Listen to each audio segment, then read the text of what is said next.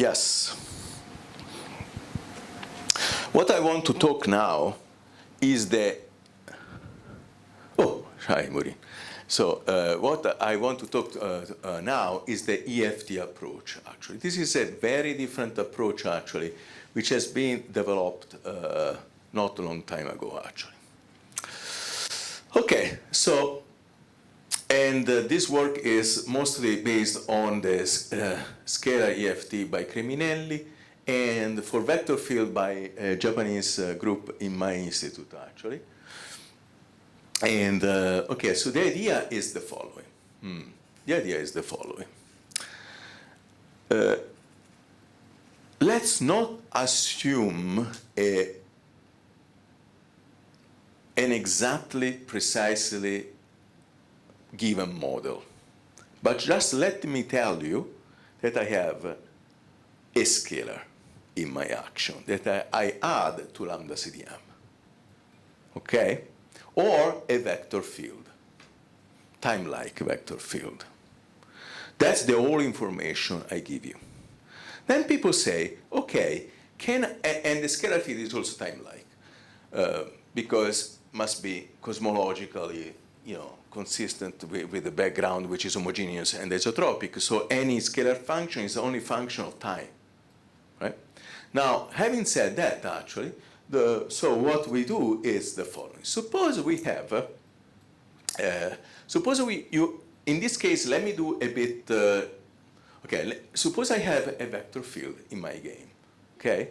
So what it means is that I have a vector tensor theory, okay?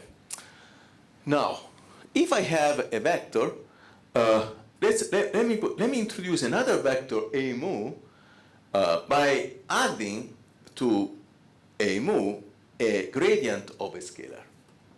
Okay? Can I do that? Yes, because this is a one-to-one correspondence between V mu and A mu. You can invert one field in terms of the other. Okay? This is just a field redefinition. Why we do that? That's a question. By the way, this is not my work, so I am reporting work of other people, okay? But why we do that? It's because in this way, I can, T is a scalar, I can fix a gauge as follows. The first thing that I know, T tilde so far is a scalar, okay? Think about a scalar. Now, I have a U1 gauge symmetry, because if I add the scalar to this T, and I do d mu of the same scalar of A mu, V mu will not change. Okay? V mu is the same no matter what little chi is. This is U1 gauge invariance. The only point is this gauge invariance, it's not only on A mu, but also on T tilde. Okay? So if you want, this gauge is felt by two fields, T tilde and A mu. Okay, now, we choose, and this is a bit important point, T tilde, let's fix it to be time. Can I do that? Well, because essentially here you have this freedom for T tilde, because essentially V mu is A mu plus something, and we choose T to be T, and we break explicitly for the diffio. Can I do that? Let's stop for a second. If I have a scalar, this scalar is just one function. Now, if the function itself is, the scalar itself is time-like, I can impose that this field itself is my time, because it's time-like. Okay? Now, if I do that, then what happens? That this quantity V mu, which I abbreviate with this delta tilde, this is the convention of these people, okay, so don't play with me. The delta tilde 0 mu is what? Now this is T, so this is delta 0 mu, this is Kronecker delta plus G mu, A mu, okay? All right, and if I define the scalar, this is a scalar, stay with me with this notation. G tilde not is a scalar. Why? Because this is V mu, V, so this is V squared. Okay, delta tilde was V 0 mu, delta tilde JAB. Okay? This is like V mu up in this coordinate choice. So it's a scalar. And if you write in terms of this object, you will get G naught naught, and G naught naught, which is not G tilde naught naught, is really it's like when you saturate GAB with delta, you will get 0, 0, plus this, plus this. Okay. Impose this object, G tilde, which is V mu square, to be time-like by introducing a normalized form vector. We introduce this normalized object, which is V mu divided by its squared. Okay? Does it make sense? This is very similar to what I was doing before for the perfect fluid. I was calling n to be square root of negative J mu. So J mu must be time-like. And here what we do is that I put the V mu inside the square root, and this must be time-like. Okay? Same. Now, if you you multiply n alpha tilde, you'll get a -1. Okay? So far, this is just a construction of a normalized form vector, which is time-like. And this G tilde naught naught is the square of this V mu. Okay?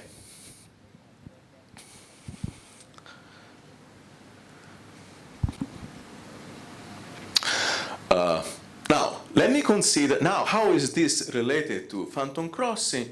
It's a completely different topic, but now I want to still introduce this EFT approach, okay?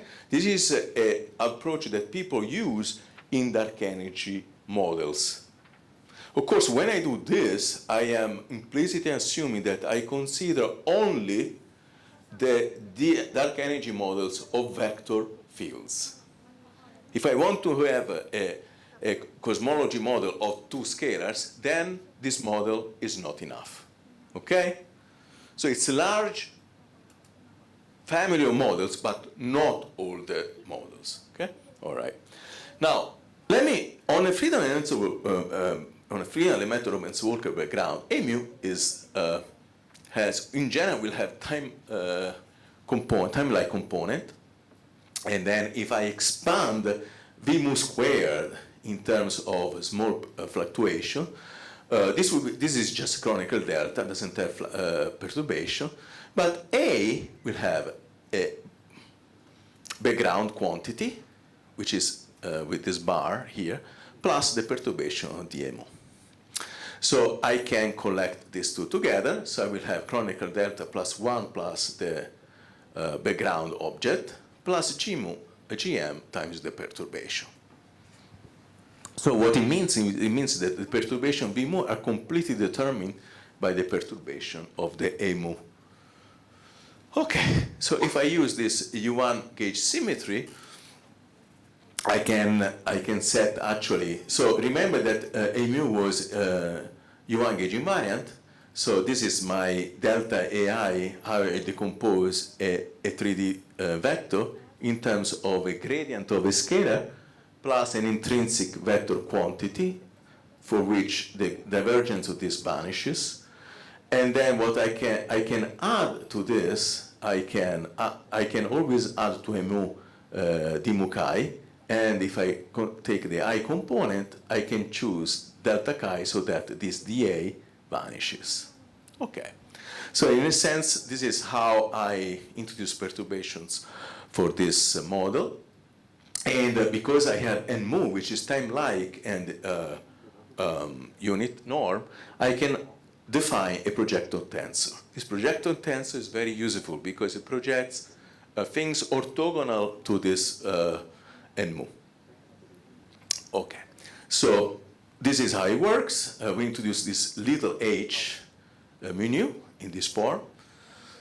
And if you take n h mu nu n nu, this will give you 0, okay? Let me give you this one. Maybe you know, but in case it's useful to see it explicitly. So you have h mu nu, which is g mu nu plus n mu n nu tilde. This is tilde. So if I do h mu nu on n nu, the first thing here will give you n mu down, because you contract n nu with g mu nu, and then you have n mu, n nu, n nu, but this is -1, so you get 0. Okay? So you have a projector, so that n mu is orthogonal to that object there. Okay, so why do I do this? It's because I will start using this one to decompose any vector or any tensor in general to components which are along n and components which are orthogonal to n. Okay, now, another thing that we can rewrite is that from my definition of, remember I gave you this definition, so I can rewrite my delta 0 mu, which was my v mu, in terms of n mu, and g naught naught, which is a scalar, so a scalar times this vector. And then I can define the Maxwell tensor for a mu, in this way, as usual. And then I can take now the part which is along n alpha, so I saturate with n alpha, and then we'll get a vector, f tilde mu, and I can also project the Maxwell tensor on with h in this way. And then mathematically we decompose f in terms of this projected part plus this object here. So what is this? The whole thing here is to make objects which are either along n or orthogonal to n. And we build up object so that we use to construct Lagrangians.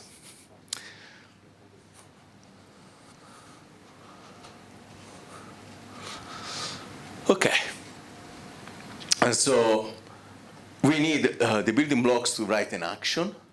In particular, so far I gave you this building block, this scalar, this vector, this projector, and this other vector here. Of course, there are other possible operators, built also with derivative of this object. And when we say the derivatives, we had to say which derivatives, okay? For instance, a Lie derivative is a typical derivative along n, all right? This is, remember, this is for a function derivative with respect to a vector, it's n mu times the gradient of f. And if I have the Lie derivative of a vector is defined into this form, Lie derivative of a covector, and Lie derivative of a general tensor. Okay, so the crucial point here is that you see I have objects which are projected along n. Oh.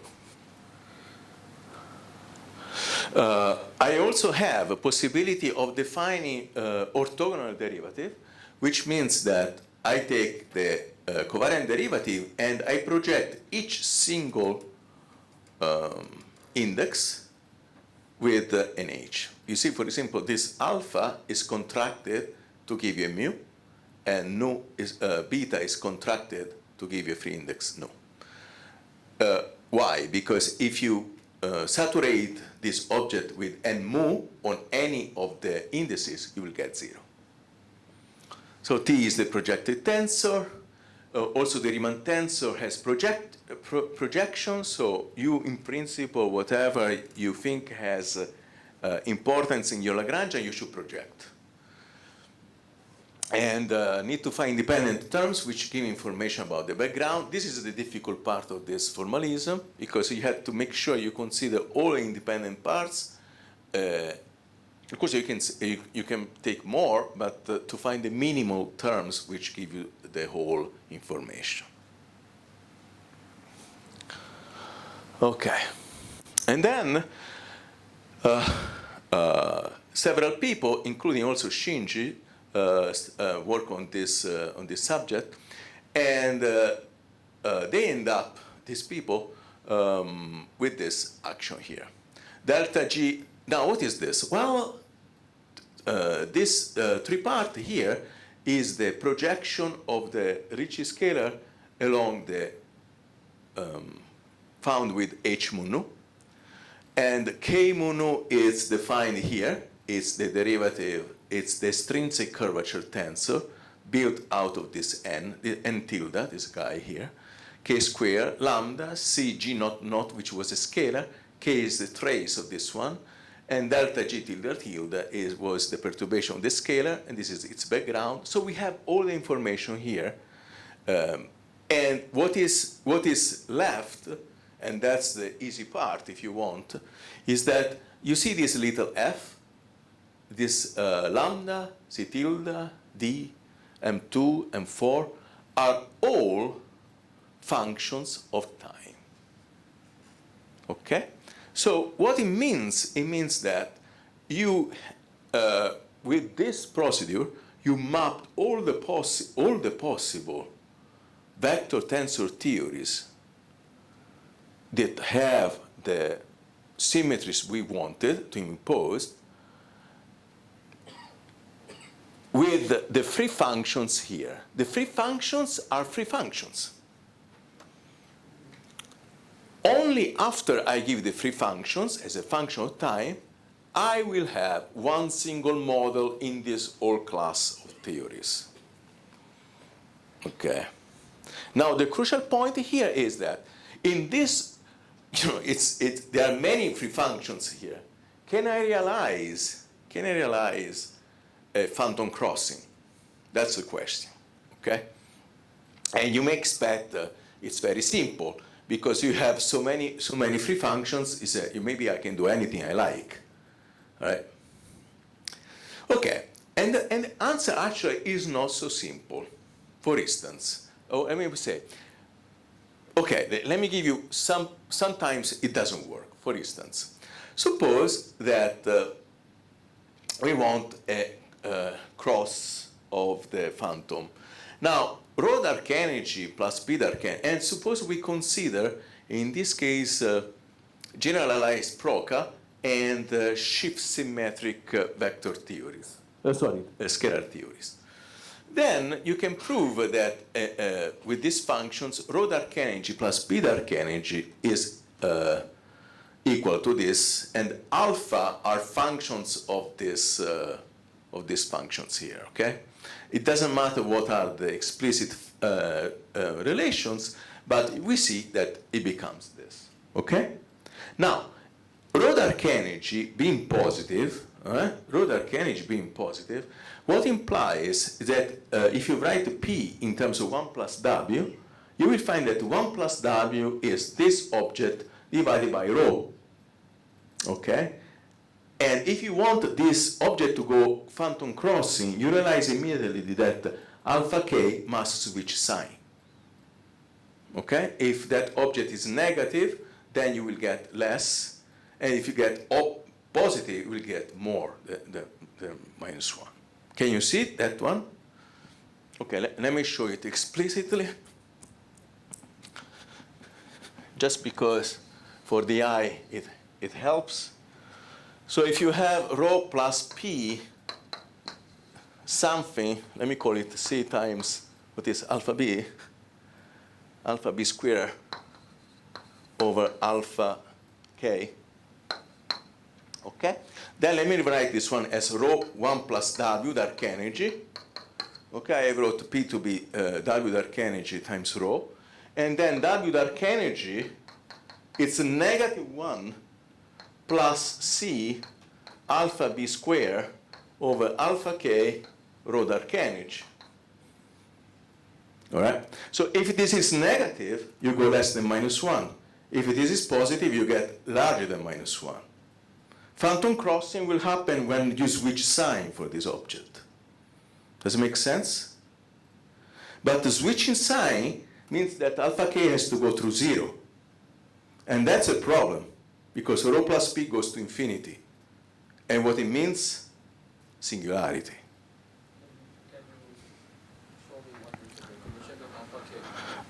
it's a functions of this. No, I cannot do it now, but it's a function of this. So a free function, a free functions. Once you fix this one as a free function, then you fix some subset of those. But yes, but whatever free function is, alpha k must switch sign, no matter what. Okay? And that's a problem, because if alpha k switches sign, rho plus p goes to infinity. But you may say, hold on a second, I also choose alpha b to switch sign at the same point, because there are free functions I can choose. In that case, rho plus p can be crossing at a finite level. All right? But what it means alpha k and alpha b must switch sign at the same time. Now, if you do this, then what happens here? So QS, so the fact that, how can I say? So this quantity here will go to 0. When you switch sign, means that both alpha k and alpha b go to 0, right? And the point is that QS, this quantity here that I'm going to tell you what it is, alpha k will go to 0, alpha b squared will go to 0, QS goes to 0. Okay? Whether it crosses, whether it changes sign, we don't know, but it goes to 0. At exact crossing, QS is equal to 0. Now, QS is equal to 0, it's a monster problem, because we call it infinitely strongly coupled situation. What is this problem here? Let me give you this problem. Does it make sense so far? It looks like we have lots of choice, but actually in the end we don't. Okay? If we want to do this game.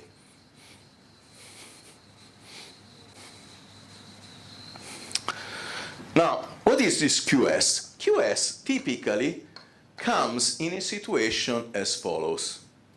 It's a variable which depends on your perturbation variables. And typically, if V, okay, you have maybe delta phi dot squared, QS is the term which multiplies your kinetic term for your field. You may have other terms, but let's stick into this simple situation. Okay, we have now the fact that QS goes to 0, all right? Okay, what's the problem with this? So its kinetic term goes to 0, exactly 0, not close to 0, exactly 0, okay? Now, what's the problem with this? It's because I can define what we call a canonical field. Let me call it, I don't know, chi, divided by the square root of QS. Right? Or if you like, I also put it 2. Then when this is just a theory definition, nothing special. You can always do, because this is one-to-one correspondence to two perturbation variables. The point, when you rewrite your action, this is the Lagrangian for your perturbations. The Lagrangian for your perturbation will become chi dot square 1/2. And now this is a canonical kinetic term, right? But we had a price to pay, and what is that? Because delta phi is equal to this. Now what happens? Suppose you have delta phi times h mu nu, h mu nu, h mu nu. And these are two gravitational waves. Okay? And you have a coupling constant. And what happens? Okay? Two gravitational waves couple with each other, and it's this scalar here. When you rewrite in terms of chi, you will get this. So your effective coupling constant becomes lambda divided by 2qs. But when qs is equal to 0, exactly 0, this goes to infinity. And what it means is that cubic interaction becomes not anymore under control. And if you have a quadratic interaction, quartic interaction, you see this will go like 1 over QS, which is faster going to 0, right? So what it means is that if you go higher in perturbation theory, you have monster and monster corrections. So what it means in practice is you lose information about your theory. You cannot control your theory from a perturbation point of view. So you have to consider infinite terms. This is not just strong coupling. This is infinitely strong coupling. It's not QCD. This is more. Okay. So I start with a slide for Tsujikawa-san. He just arrived, so it's okay. I mean, fantastic timing, actually. So yesterday, remember, we were discussing maybe how non-trivially we may get some phantom crossing in on-density theories. And now I'll give you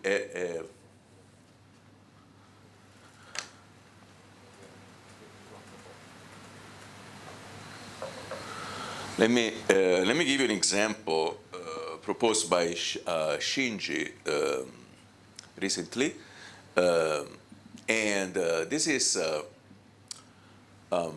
is based on almost shift symmetric scale tensor theory. By shift symmetric, I mean that the theory is invariant under a constant shift for the field, except that this shift-breaking symmetry is broken by the presence of a potential. And given this rather simple form for the potential, actually one indeed can achieve this phantom crossing at a relatively reasonable redshift. I mean, compatible with the result of DESI, actually. But I had to say that typically this model will introduce, yes, so they make the job, but they will tendentially affect galaxy surveys because of lensing and geoffective considerations. So, of course, this could be a smoking gun for the detection, or actually could be a reason to consider them unviable, depending on how much they change galaxy surveys.